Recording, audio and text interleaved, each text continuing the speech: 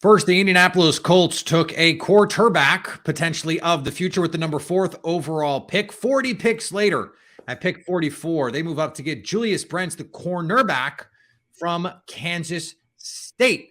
I'm Peter Bukowski, joined by Zack Hicks from Locked On Colts. And before we dig into this pick, Locked On NFL Draft Covered, presented to you by Ultimate Football GM. You think you can run an NFL franchise? Visit ultimate-gm.com to play the Ultimate NFL GM simulation game. Start your dynasty today. Zach, passing game is the way the NFL works now. The Colts grab a corner here in the top 50. Where does he fit in this Colts defense? Yeah, like you said, passing game, and bet on those high-end traits. That's what they did in round 1, and now here in round 2, they're betting on those high-end traits again. Julius Brents from Kansas State, one of the freakiest athletes in this entire class. Phenomenal combine with his 3-cone and his vertical jump. And yeah, this is a guy where if you're looking at Gus Bradley's scheme, if you could be coming here from 2013 or from 2012, and this is a Gus Bradley corner. This is a Gus Bradley corner, super long, super athletic, excels in press coverage. He will get after it in press. If you're thinking of those old 2012 Seattle Seahawks defenses, this is that type of corner. Yep. So, yeah, this is a guy who definitely fits Gus Bradley. Again, I know people say Gus Bradley's still stuck in the past. Well, this is, that Richard Sherman type, that Brandon Browner type, that Byron Maxwell type. That's what Julius Brents is.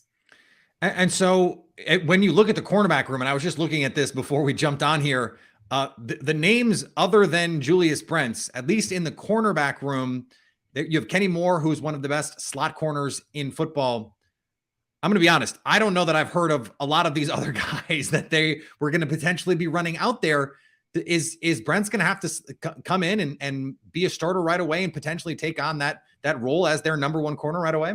As of right now, I think he would. Obviously, there's still guys out there in free agency. We're all still hoping a Shaquille Griffin or a Rock Ya-Sin signing could be on the horizon there. But look, if they're going to end up starting these guys, again, Anthony Richardson's their quarterback. It doesn't really matter too much if they're successful here in 2023. It's about building for that future and getting a guy like Julius Brents those valuable reps. On the other side, you're going to have Isaiah Rodgers Sr., presumably. And even if you don't know him, Peter, don't worry. The whole league will this year. That is a phenomenal young player who just needs his snaps. So Isaiah Rodgers Sr. on the other side, Julius Brents. And look, if it crashes and burns this year, that's fine. It's about going young. It's about getting these guys those reps. And Julius Brents is one of those guys where, again, the high-end potential, his athletic ability, just get him on the field, let him work through those rough patches and come out better for it on the other side. As I was watching him, a lot of grabbiness at the top of routes and understanding that those are the kind of things where you need to be physical, but you need to be selectively physical. How big a concern is that for you, especially as a rookie? As good as he could be in the future, most rookie cornerbacks, they struggle. Yeah, rookie corners really struggle. We saw that here in Indy a couple years ago with Rock Ya-Sin against that Denver Broncos team in 2019 or 2020, one of those years right there where he had, I think, 5 penalties in that game as a rookie corner. It's just what happens. Young corners, they get a little grabby. They don't really understand what they can fully get away with. And also, again, you want to be competitive. You want to be physical. I'd rather have a corner that's overly physical, overly competitive, and I have to rein them in a little bit than have it the other way where they're scared of contact. They don't want to get after it.